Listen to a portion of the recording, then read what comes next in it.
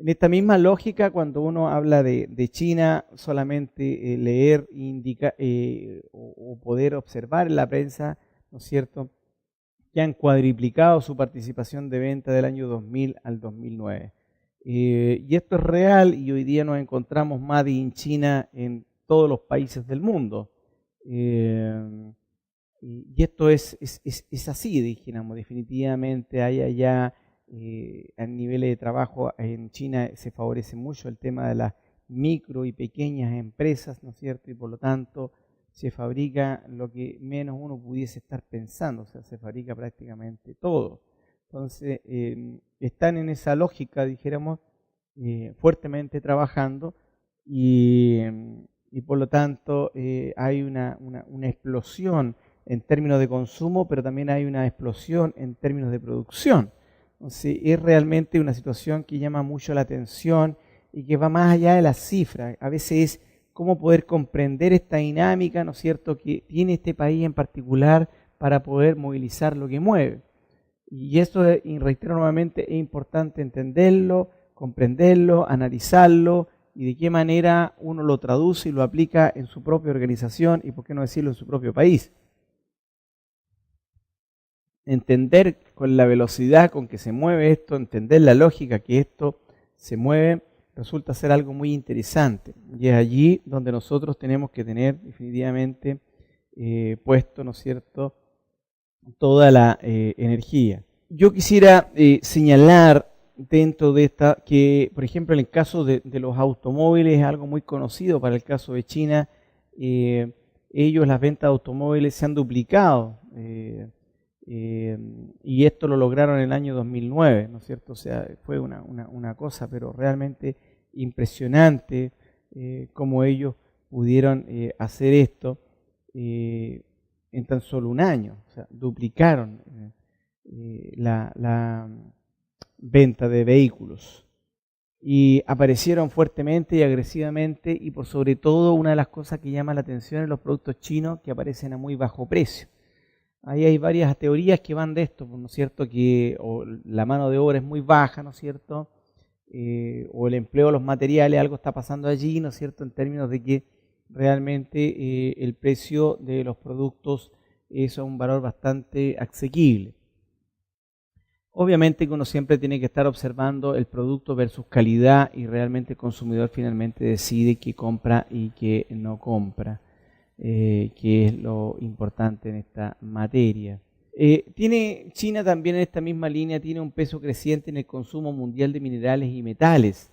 En el consumo mundial de minerales y metales, por ejemplo, el segundo en petróleo, en níquel es el primero, en cobre es el primero, en aluminio es el primero, en zinc es el primero, en acero es el primero, en carbón es el primero.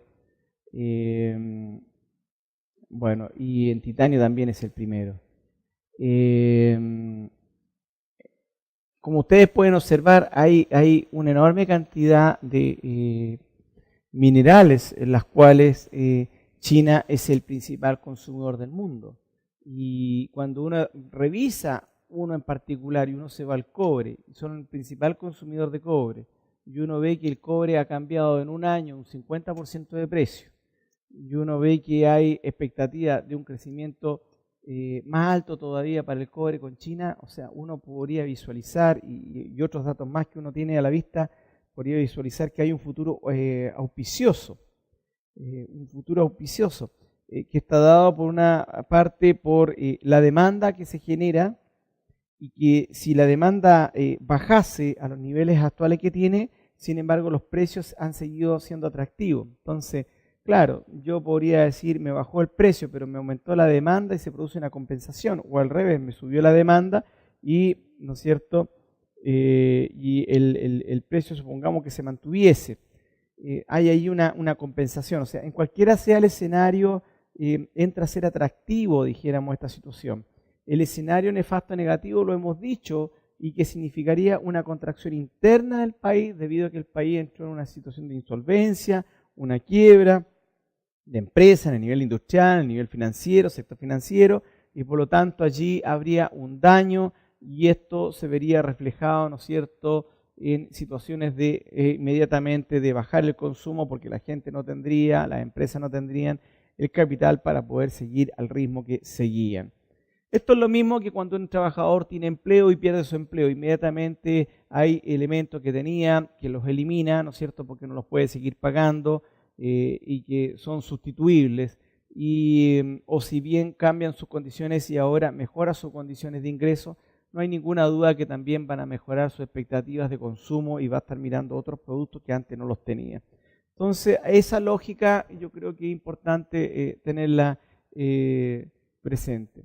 Ahora, se habla de unas enormes reservas en divisas que hay, ¿no es cierto? Y obviamente China es el campeón mundial con respecto a eso. Produce de manera exacerbada una gran cantidad y obviamente también posee una gran cantidad, volumen de divisas. Situación que también ha manejado Japón, Rusia, Taiwán, etcétera, con respecto a esto. Entonces, aquí es muy importante porque por una parte uno se fija en los niveles de endeudamiento de los países y por otra parte la capacidad de ahorro que estos países han tenido como para poder hacer frente a estas situaciones. Bonanzas continuas en el tiempo, como usted observará en el caso de China, y crecimientos impresionantes, les ha permitido generar ahorros dentro y fuera del país. Crecer al 12%, que es un valor impresionante, no necesariamente tendrá que crecerse ese valor, pero van a crecer al 8%, y eso para nosotros, para los países de América, ya es altísimo. Perú está creciendo al 8%, pero ojo, China había bajado al 8%, o sea, estaba creciendo a valores demasiado altos. Entonces, insisto, llama la atención en ese gigante, ¿no es cierto?, esa situación. Imagínense que Shanghái solamente tiene 19 millones de habitantes, ¿no es cierto?, que no deja de ser una situación muy llamativa, por así decirlo. Bueno, y hay una serie de ciudades, ¿no es cierto?, muy populosas y que requieren una solución urbana, que es la que yo les he estado señalando anteriormente. Requieren también mejorar la conectividad. Hay que construir caminos, hay que conservar caminos y hay que mantener caminos. Entonces, construir, conservar y mantener caminos, ¿no es cierto?, es un tema que implica altas inversiones para poder conectar, ¿no es cierto?, los diferentes estados, para poder conectar las diferentes ciudades, ¿no es cierto?, y con todos los sistemas viales de transporte, o mejor dicho, todos los sistemas nodales de transporte, ¿no es cierto?, que requiera un país para poder tener, ¿no es cierto?, una mejor conectividad, reducir tiempos muertos y apostar definitivamente al desarrollo, que es la idea de esta situación. Y obviamente que Shanghái tiene un mayor PIB que Singapur, y Singapur está considerada una economía del tipo emergente. Y eso llama tremendamente la atención. Hay un libro muy interesante que saca todos los años el Programa de Naciones Unidas para el Desarrollo, el PNUD.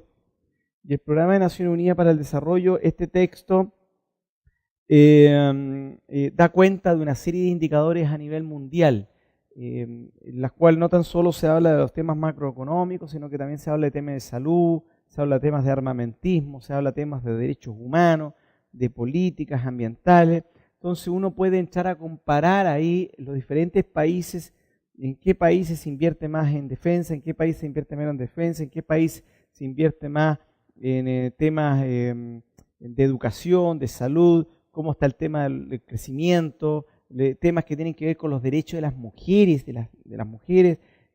temas que tienen que ver, por ejemplo, con las empresas, ¿no es cierto?, número de empresas, tamaño de empresas, facilidad para montar negocios, ¿no es cierto? Es decir, hay una rica información que permite de alguna manera introducir allí variables que son interesantes, ¿no es cierto?, para irlas comparando y de esa manera uno poder decir, oiga, mire, en realidad esto es lo que tenemos, esto es lo que hay, y por lo tanto esta es la manera de cómo podemos ir estableciendo tratados de libre comercio, estableciendo acuerdos de libre comercio con países que me parecen creíbles, que me parecen adecuados, que me parecen que están dando las condiciones para que nosotros podamos allí estar presentes.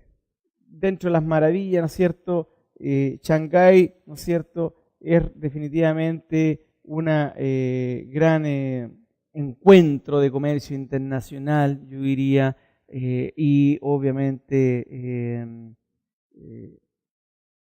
es el lugar predilecto para hacer los negocios. A eso me refiero, es el lugar ideal para establecer allí negocios. Están dadas una serie de condiciones que la hacen hacer, la dan como muy atractiva, la verdad las cosas. Beijing, de igual manera, también entra a ser otra ciudad muy interesante dentro de China. Tíbet, en fin, Hubei, Henan, Jianghu, etcétera, la isla Taiwán que está al lado. Entra a ser algo, bien reiterado nuevamente, algo muy interesante a la hora de establecer acuerdos comerciales y empezar a negociar. Lo mismo está pasando, ¿no es cierto?, con lo que es el acceso, ¿no es cierto?, a los temas de crédito y lo que es la inversión extranjera directa, ¿no es cierto? También, particularmente este país, ha facilitado los procesos de inversión, tomando la delantera fuertemente una ciudad que se llama Guangzhou, ¿no es cierto?, que ha facilitado procesos importantes de inversión y allí se están construyendo fundamentalmente carreteras, autopistas, inversiones realmente impresionantes que permiten justamente apostar por el desarrollo. Ahora, si uno nombrara una serie de centros financieros globales, en realidad uno de manera natural nombraría el caso de Londres como centro financiero, ¿no es cierto? Qué duda cabe con New York, Hong Kong, ¿no es cierto? Singapur, Tokio, Chicago, Zurich, Ginebra, Shenzhen, Shanghái, que viene en el lugar 11º, Toronto, Madrid, centros financieros globales. Entonces, muy importante tener esto claro, ¿no es cierto? Las bolsas más importantes del mundo justamente se localizan en Londres y Nueva York. La bolsa de Hong Kong también es muy conocida, Singapur, Tokio. Entonces, y vean ustedes en el 11º lugar mundial como centro financiero global, Shanghái.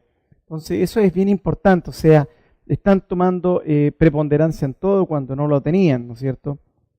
En el nivel de importación, en el nivel de consumo, en el nivel de exportación, en los niveles de Producto Interno Bruto, ¿no es cierto?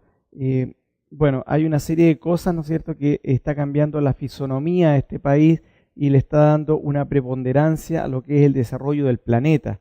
De hecho, gravita sobre el Producto Interno Bruto mundial. Entonces, allí, ¿no es cierto?, hay un elemento muy interesante que tener presente. Entonces, no olvidemos que centros financieros como el caso de Londres y Nueva York es donde tenemos las bolsas, ¿no es cierto?, que después vamos a hablar sobre estas, donde se están transando estos commodities, y allí es donde nosotros tenemos que estar atentos a los valores diarios que se están arrojando. Ahora, si uno lo mirara desde el punto de vista de primera fila en puerto, bolsa de valores y PIB per cápita, las cosas cambian. Puertos de mar, Singapur está en primer lugar, Shanghái está en segundo, Rotterdam está en tercero, Tianjin en cuarto, Ningbo en quinto, mirado de la perspectiva de tonelaje, ¿no es cierto? De la perspectiva de tonelaje. Singapur, lejos, obviamente, es un puerto de mar importantísimo y Shanghái pasa a segundo lugar. En las bolsas de valores, Nice, Tokio, Nasdaq, Euronext, Londres, Shanghái, Hong Kong, por capitalización. Estamos hablando a nivel de monto. Esto también es muy conocido, me imagino la mayoría conoce, ¿no es cierto?, estas bolsas, repito, la Nice, Tokio, Nasdaq, Euronext, Londres, Shanghái, Hong Kong. Son importantes, ¿no es cierto?, y son obviamente las más conocidas, reitero, en el concierto internacional. A niveles de PIB per cápita, Shanghái también lejos representa tener el mayor PIB per cápita. Estamos hablando alrededor de $1.000 por persona, de ese orden aproximadamente. Allí en realidad hay muchos centros productivos y la verdad las cosas que la situación es bien interesante. Pero es preocupante también porque uno observa, ¿no es cierto?, que el Producto Interno Bruto per cápita es completamente desigual y se presentan situaciones muy desiguales en China. Por ejemplo, hay una ciudad que se llama Guizhou y tiene el Producto Interno Bruto no alcanza a llegar ni siquiera a los $2.000 por persona. Y esto sí que es preocupante porque es bajísimo. Es un Producto Interno Bruto muy, muy bajo, dijéramos. Y por lo tanto estamos hablando de una situación preocupante, yo diría. Entonces hay una situación muy asimétrica en las diferentes ciudades.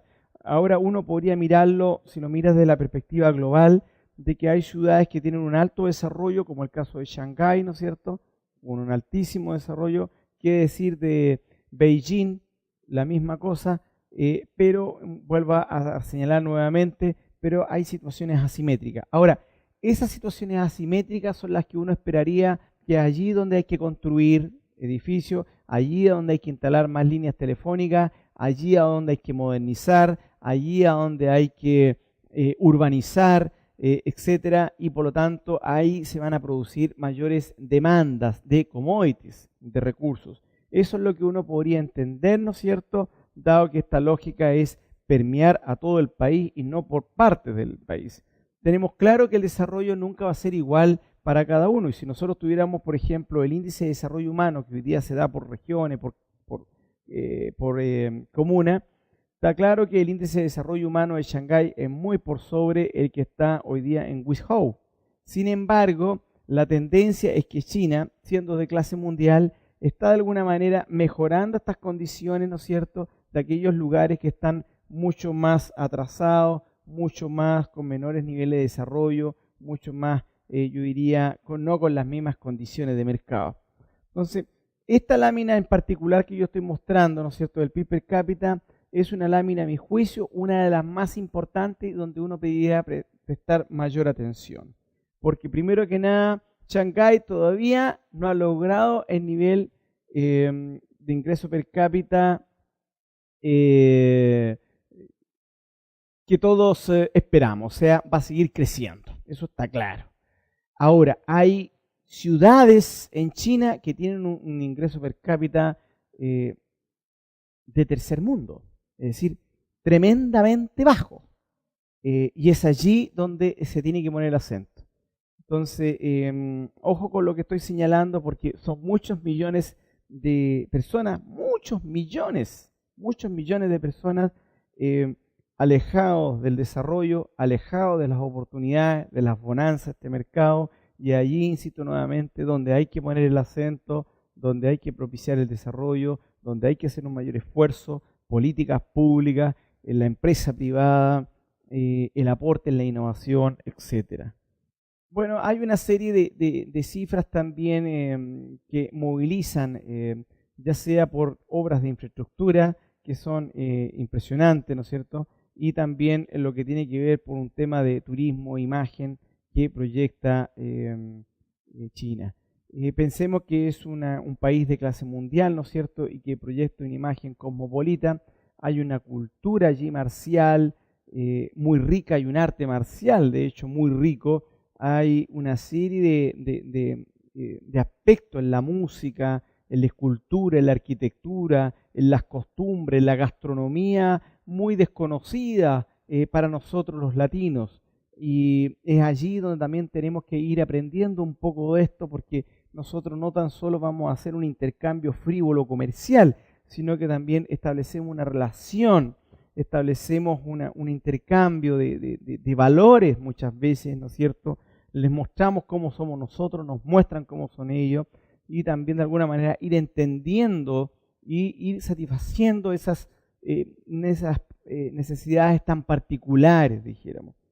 En consecuencia, es no menor la situación de entender esta situación, ¿no es cierto?, de desarrollo del país, que obviamente que es completamente desigual, pero que va en la línea del desarrollo, entender la cultura de ese país y entender que hay mucho que avanzar, tanto por el lado de ellos como por el lado de nosotros, hay mucho que ir construyendo para ir fortaleciendo los acuerdos de libre comercio, los tratados de libre comercio y todo lo que tiene que ver con las situaciones de intercambio comercial, fundamentalmente.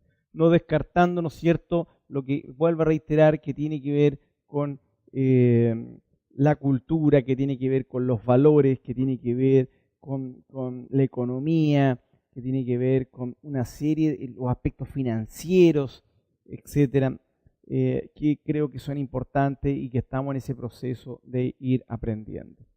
Entonces, si uno recapitulara así, terminando este gran reflexión con respecto a esta situación en particular, ¿no es cierto?, que hemos estudiado, China tiene el segundo PIB, ¿no es cierto?, del mundo, eso lo tenemos claro, y que lo logró ahora el 2011, no el 2010, sino que lo logra el 2011, eso hay que tenerlo claro. Y segundo lugar, que al 2030 pasaría a ser la economía que más produce, que más genera riqueza en el planeta Tierra, en el 2030. Entonces, este es un dato yo creo que definitivamente brutal. O sea, si estamos diciendo que va a pasar el 2030 y que deja en segundo lugar Estados Unidos, es porque claramente, ¿no es cierto?, sabemos para dónde está apuntando el país. El primer exportador mundial del año 2009, sin duda alguna, se ha diversificado de una forma impresionante, la base exportadora que tiene China, ¿no es cierto?, solamente su música, si solamente pensáramos en su cultura, los elementos ornamentales y los diferentes productos que hace, Dios mío, es una cosa que cuesta imaginar, cuesta poder palpar, ¿no es cierto?, la manera como allí se están visualizando los proyectos definitivamente. Es un enorme mercado para todo tipo de bienes y servicios, ¿no es cierto?, y que, como les vuelvo a reiterar, va en franco crecimiento. Gran potencia financiera, ¿no es cierto?, y que está demostrada y muy bien avalada, ¿no es cierto?, por el potencial de las personas en edad económicamente de poder trabajar, es decir, de 18 años hacia arriba, ¿no es cierto?, que trabajan en el mercado formal y que constituye realmente una situación desequilibrante para el resto, si uno lo mira del mundo, desde el punto de vista de la gran preponderancia que tiene. Entonces, bueno, y si uno mirara al interior de China, Shanghái, ¿no es cierto?, primer puerto de mar, y eso es un tema que no es menor, ¿eh? Primer puerto de mar, o sea, ya le quita la importancia que tenía Inglaterra particularmente, etcétera, y allí se posesiona.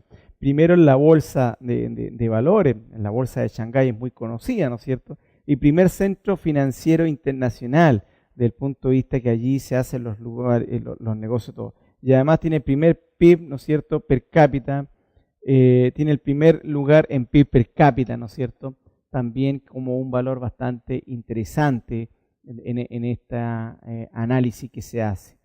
En inversión extranjera, ¿no es cierto?, la inversión que se inyecta en el país y como centro global y de comercio logra el segundo puesto, dijéramos, y hay expectativas muy importantes, especialmente cuando se hace en cualquier país, en Perú, en Chile, Paraguay, etcétera. Las exposiciones, los seminarios, los congresos, siempre con China hay expectativas porque detrás de eso siempre quedan negocios y quedan situaciones que son bastante interesantes, ¿no es cierto?, de hacer. Entonces, da, ¿no es cierto?, una riqueza que resulta, nuevamente vuelvo a reiterar, interesante de la perspectiva, de la óptica de lo que tenemos con este país, y que vamos a entregar unos datos adicionales. Voy a entregar algunos datos adicionales con una presentación que tengo y que ahonda más todavía con respecto a esto. Entonces, yo creo que esto nos ayuda como organización minera, como empresa minera, en el contexto de la economía en los minerales, el poder conocer un poco más de lo que es China, del potencial que allí está presente y de que hay ciertas esperanzas favorables para poder apostar en el futuro y poder saber que allí es donde van a estar nuestros productos ya consumidos por ellos, allí es donde está la fuente inagotable de esto que le he señalado.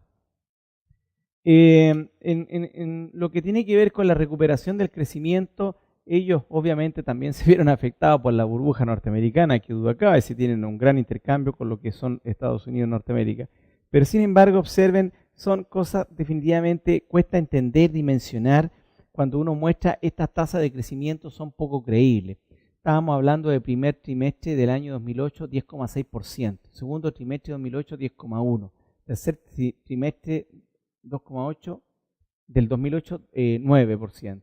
Cuarto trimestre 2008, baja 6,8%. Bueno, aquí tenemos, si ustedes se fijan, hay una caída, ¿no es cierto? Pero que ya sabemos que es gravitada, inducida, podríamos decir la palabra más adecuada, por la crisis subprime financiera que habría experimentado los Estados Unidos de Norteamérica en el segundo trimestre aproximadamente del año 2007.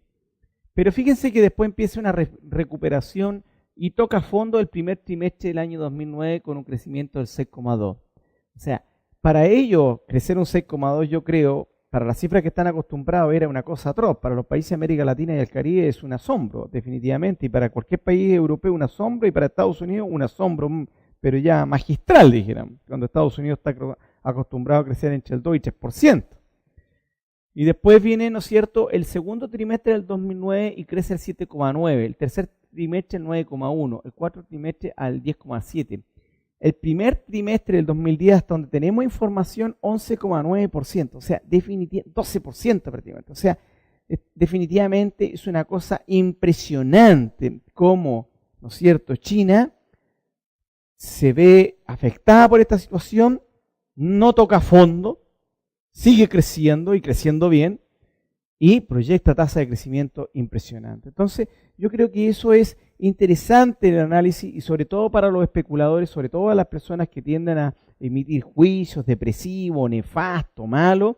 Yo creo que es importante trabajar sobre cifras objetivas que entregan los organismos internacionales, Naciones Unidas, y en la cual está diciendo, mire señor, esto es lo que hoy día nosotros hemos medido, esto es lo que objetivamente hoy día tenemos.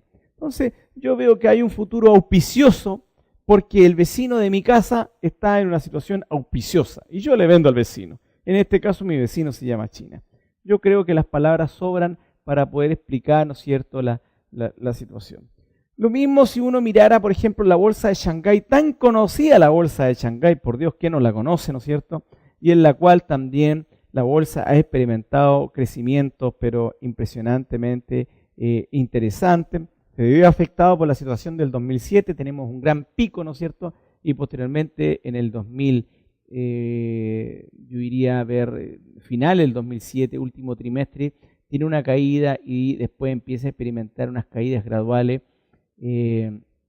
hasta los 2000 puntos, ¿no es cierto? Y posteriormente recupera y en este momento va en franca recuperación la bolsa, es decir, los agentes allí han recuperado la confianza, las empresas están mostrando números azules y por lo tanto eso es lo que podemos nosotros decir con respecto a la situación de China en esta materia. Ahora, si uno quisiera ver algunas cosas particulares con respecto, por ejemplo, al caso del commodity, ¿no es cierto? Se va a encontrar con aspectos bien interesantes que llaman la atención, que yo solamente les voy a decir algunos, como el caso, por ejemplo, del cobre. Nosotros hemos llegado, ¿no es cierto?, a tener un precio de cobre de 4.41, o sea, un precio pero salvajemente muy positivo, dijéramos. El 2008 tuvimos un promedio de 315 centavos la libra de cobre, el 2009 bajamos a 234, siguió siendo atractivo, el 2010 342. Como les vuelvo a reiterar, las cifras son bastante interesantes, ¿no es cierto?, a la fecha de tener un cobre que en este momento se proyecta como valor promedio sobre $4 la libra, lo que va del año 2011. Entonces, y ellos no están comprando cobre, ¿no es cierto?, y el cobre está con una situación proyectada incluso a la alza. Y esto es muy interesante, definitivamente, muy interesante porque nos está mostrando, ¿no es cierto?, la tendencia que está llevando. Estos valores son muy actualizados, son del año 2010. Las cotizaciones en la bolsa de New York, ¿no es cierto?, de Nueva York, ahí tenemos a COMEX. Tenemos ahí, ¿no es cierto?, los valores de 435 en junio, .65, después tenemos 436.0 en marzo 436 y en abril, lo que va de abril, 435. Entonces vean ustedes, estamos con un precio pero salvaje. En cambio, en noviembre del 2010 era 384.207. Entonces, obviamente que hay un crecimiento porcentual bastante importante. Si uno se va al molibdeno, también tiene cifras bastante actualizadas y tenemos 16.13 dólares la libra, ¿no es cierto?, para el caso de los óxidos de molibdeno. El tipo de cambio, ¿no es cierto?, yuan-dólar es de 6.59. Esa es la relación que se tiene el 31 de diciembre del 2010, ¿no es cierto? Y los cátodos de cobre, el 31 de diciembre del 2010 entrega en el mes de 484, tenemos 486, 489, 494, o sea, el valor promedio es de 434. Recordemos que los productos valen más en la medida que tienen mayor valor agregado, o sea, son más puros, a eso me refiero. Entonces tenemos precios bastante atractivos con respecto a lo que ya les he señalado. La Bolsa de Londres, nuevamente, acá hay diversos valores que se han estado indicando, ¿no es cierto? 377.55, ¿no es cierto? A niveles de inventario en toneladas métricas, de toneladas métricas, 376.000 toneladas métricas de inventario, o sea, hay muy poco inventario, lo que ha dado paso para, ¿no es cierto?, un espacio que se le llama, ¿no es cierto?, de un mayor precio de los productos. La Bolsa de Nueva York, ¿no es cierto?, la COMEX, muy conocida la COMEX, tiene ahí 58.612, ¿no es cierto?, de inventario, y la Bolsa de Shanghái 120.000, ¿no es cierto? Tenemos las tres bolsas más importantes allí transando, como reitero nuevamente, la Bolsa de Londres, la Bolsa de Shanghái y la Bolsa de Nueva York. Y por lo tanto los niveles de inventario, como ustedes pueden observar, son realmente muy acotados. Entonces, como son pocas semanas que el producto está y finalmente termina vendiéndose. Entonces, evidentemente que esta es una situación muy interesante tener presente en términos del comportamiento de los inventarios, que de alguna manera también están gatillando sobre precios en los metales. Vuelvo a tener más evolución de los inventarios, cómo los inventarios se han ido comportando, ¿no es cierto? Y hemos llegado a un pic máximo de 380.000 toneladas. Esto no es tanta cantidad que tenemos inventariada, dijéramos, ¿no es cierto? Entonces, por eso les vuelvo a repetir que como tenemos un volumen de mineral no muy alto inventariado, eso ha significado, ¿no es cierto?, que al no tener un volumen muy alto de material inventariado, esto ha significado que rápidamente es consumido, o sea, hay pocas semanas de almacenaje. Y esto además ha permitido que al no tener, echar mano al inventario, el precio naturalmente en el mercado tiende a subir, dado que tengo una necesidad insatisfecha y tengo que comprar, dijéramos. Entonces yo creo que es importante tomar como referencia estas tres bolsas, ¿no es cierto?, y estarlas mirando cada cierto tiempo, porque nos están dando señales muy interesantes. Acá, por ejemplo, tenemos el caso del oro y la plata con los respectivos precios de ella, ¿no es cierto? La cotización en dólares la onza, ¿no es cierto?, para el caso de la plata, con fecha 30 de diciembre del 2010. 30.63. Y en el caso del oro, también tenemos cotización en dólares la onza para el caso del oro, ¿no es cierto?, de 1.410.25 dólares la onza. Muy buen precio en el caso del oro. Entonces, y hay un crecimiento, si uno pudiera observar, ¿no es cierto?, con respecto al año 2009 versus 2010, hay un crecimiento en el precio de lo que es la situación del oro, y también hay un crecimiento de precio con respecto a lo que es la situación de plata.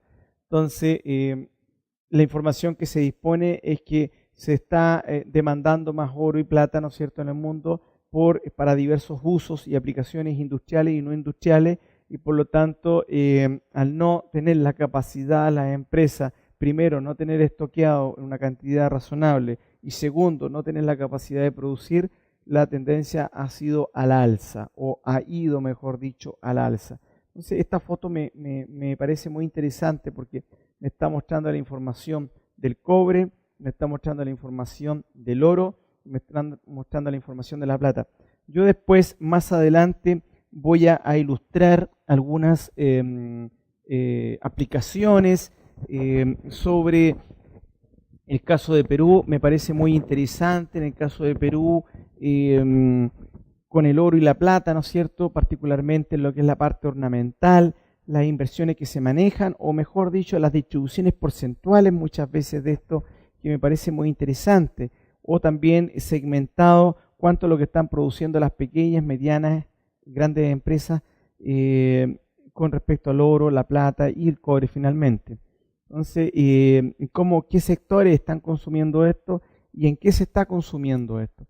Creo que eso es muy importante tenerlo presente en economía de minerales. La idea siempre ha sido esta de poder apuntar en donde se necesita el bien, es decir, apuntar hacia el consumidor adecuado, con volúmenes adecuados y, por qué no decirlo, yo siempre creo que es importante tener proyecciones de futuro, se les llama investigación prospectiva, y nosotros podemos hacer una investigación, ver nuestro posicionamiento, mirar cómo va nuestro competidor que está al lado nuestro, qué va haciendo el competidor, qué vamos haciendo nosotros, en qué nos diferenciamos. Nos diferenciamos en los gastos que tenemos, los costos los operacionales, nos diferenciamos en tecnología, nos diferenciamos en capital humano, la imagen corporativa, respeto medioambiental, diferenciación, puntualidad, eficiencia, compromisos legales, etcétera. Hay muchos puntos en realidad que uno podría tomar en esta situación. Luego yo quisiera hacer mención a algunos aspectos que me parece altamente interesante y que tiene que ver con las producciones mundiales, ¿no es cierto?, en diferentes minerales. El Global Copper Mine, que es la producción mundial de cobre mina, ¿no es cierto?, para el caso del año 2000, bueno, en primer lugar aquí se ha mantenido constante prácticamente Chile, en el primer lugar de la tabla en lo que es el productor de cobre. Y fíjense que hoy día, estamos hablando del año 2009-2010, Perú es el segundo, va en segundo lugar de la tabla, o sea, y Perú no estaba antes en esas posiciones, sin embargo lo ha estado haciendo bastante bien. Y hoy día tenemos una producción de 5.400.000 toneladas de cobre fino que produce Chile, y Perú está haciéndolo alrededor de 1.274.000 toneladas de cobre fino. Más abajo los menciono solamente, viene Estados Unidos, Indonesia, China, Australia, Rusia, Zambia, Canadá, Polonia, Kazajistán, República del Congo, Irán, México, Brasil, Papúa Nueva Guinea, Argentina, Mongolia, Laos, Sudáfrica, Bélgica, Portugal, etc. El total del año 2009, aquí la cifra que yo dispongo, son prácticamente 16 millones de toneladas de cobre fino.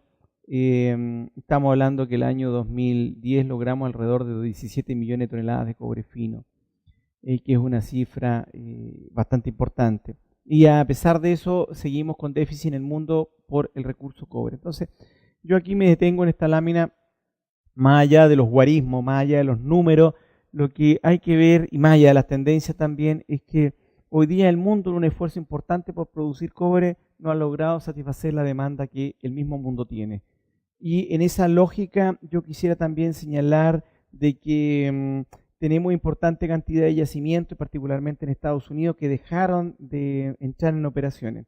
La condición fundamental de por qué varios yacimientos estadounidenses dejaron de operar es por su caída muy sistemática de leyes, al punto que lo hacía irrentable.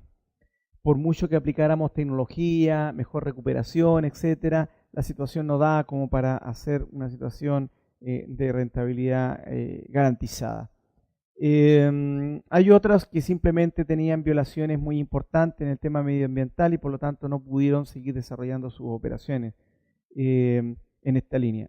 Bueno, lo que quería dejar acá de relieve con respecto al tema de la producción mundial de cobre mina era que aquí hay un conjunto de países que tiene una participación.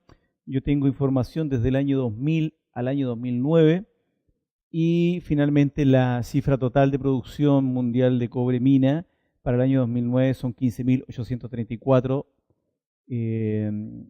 toneladas métricas de cobre fino. 838.000 toneladas métricas de cobre fino, en la cual 5.400.000 toneladas pertenecen a Chile y Perú tiene una producción de 1.274.000 toneladas. Eso yo quería dejarlo de relieve desde la perspectiva que hay un espacio para seguir creciendo. Creo que esta lámina eso es lo que me está diciendo los números, pero también teniendo presente, no puedo sacarme la idea de la cabeza de lo que es la demanda, hay un espacio para seguir creciendo. La participación en producción mundial de cobre mina, lo mismo, pero en niveles porcentuales. Si uno tomara, ¿no es cierto?, desde el año 2000, reitero, hasta el año 2009, en el conjunto de países que participan en el concierto internacional, uno puede ver que Chile en el año 2009 representaba el 34%. Y si uno observa la cifra, el año 2000 era 34,7, 2001 34,4, 2002 33,8, 2003 35,8, 36,8 el 2004, 35, 2005, 35,3 el 2006, 35,8 el 2007, 34,3 el 2008 y 34 el 2009. Es decir, prácticamente hay una tendencia en torno a los 34% de participación. Y Perú tiene una participación el último año del 8%. Yo diría que Perú ha ido en franco crecimiento, partía de un 4.2, posteriormente el año 2001 5.3, el año 2002 6.2, el 2003 6.2, el 2004 7, el 2005 6.6, 2006 6.9, 2007 7.7, 2008 8.2, 2009 8. Yo diría que está en torno al 7% de la participación mundial si uno tomara en esta serie del año 2000-2009. Y así sucesivamente, después viene Estados Unidos con un 7,9% de participación y le sigue Indonesia, China, Australia. Nuevamente la lectura que uno obtiene aquí es que hay un espacio, ¿no es cierto?, de participación, pero que está reflejado en términos porcentuales. Nótese que China está en el quinto lugar con un 6,1% de producción mundial de cobre, ¿no es cierto? Que en realidad ellos nunca van a... Es muy poco lo que producen versus lo que consumen. Esa es la verdad de las cosas. Ahora, la producción mundial de oro mina. La producción mundial de oro mina. China es el que más produce, por lo menos en las estadísticas que yo dispongo del año 2009. 292.000 toneladas de oro. China ha ido en un franco crecimiento, partiendo el año 2000 con 175.000, 2001 181.000, 179.000 el 2002, 194.000 2003, 194.000 el 2004, 208.000 2005, 240.000 2006, 270.000 el 2007, 282.000 el 2008 y el 2009 292.600. Australia es el segundo productor importante de oro mina en el mundo. Estados Unidos en el tercer lugar y Sudáfrica, que históricamente era uno de los mayores productores del mundo en oro, y así por lo menos uno lo puede observar en los años 2000, año 2001, año 2002, pero en el año 2003 ya pierde ese liderazgo y hoy día está ubicado en el cuarto lugar del mundo. La producción mundial de oro mina del mundo es 2.370.000 toneladas métricas de oro. Que es una cantidad bastante importante por lo demás. Eso es la situación donde el mayor productor, reitero, es China. Perú está en el lugar sexto. En el sexto lugar aparece Perú en producción de oro. Chile aparece bastante más abajo, alrededor del 15º lugar aproximadamente. En la producción mundial de plata de mina, Perú aparece en el primer lugar de la tabla y ya traía atributos desde muchos años atrás. 2.437.000 toneladas, el 2000, 2.571.000, ya el 2001 ya era líder y de ahí para adelante el liderazgo no se lo quitó nadie. El 2002 Perú con 2.869.000, 2003 2.921.000, 2004 3.059.000, 2005 3.193.000, 2006 3.470.000, 2007 3.500.000, 2008 3.686.000, 2009 3.854.000. Perú es el mayor productor de plata del mundo, primer lugar. La producción de plata en el mundo es de 20.863.000 toneladas. La producción de plata en el mundo, reitero, 20.863.000 toneladas métricas de plata fina. El segundo productor de plata en el mundo es México. El tercero es China. Cuarto Australia. Quinto Bolivia. Sexto Chile. Estados Unidos, séptimo lugar. Molibdeno. China, primer lugar del mundo. 93.500 toneladas es lo que produjo China el año 2009. Mucho más abajo, 48.500 toneladas Estados Unidos, Chile con 34.900 toneladas, Perú con 12.300 toneladas, México en el quinto lugar con 9.900 toneladas métricas.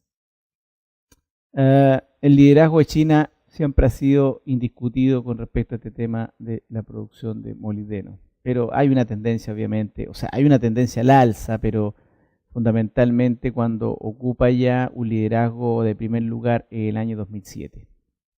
2007 pasa a ser el principal productor mundial de molibdeno de mina. La producción mundial de molibdeno de mina son 224 millones de toneladas.